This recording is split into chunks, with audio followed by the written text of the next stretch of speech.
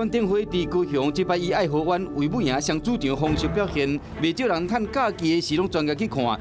即摆佫有一个特别的设计。明星或者只是发呆都可以，甚至闭上眼睛想睡一会儿都可以。大人囡仔拢倒伫草坡顶边啊，这个大型的装置艺术是啥物？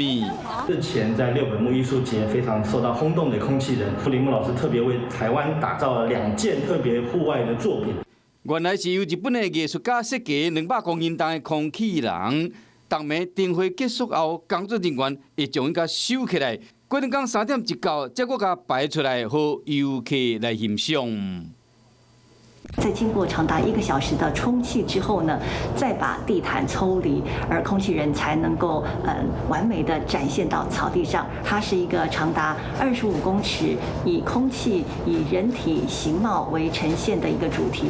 想要甲空气人亲近，就要好好利用的时间。作品展出是到28，有影响亲不妨伫下晡5点半，做伙甲空气人倒伫涂骹，用另外一个角度欣赏灯会水。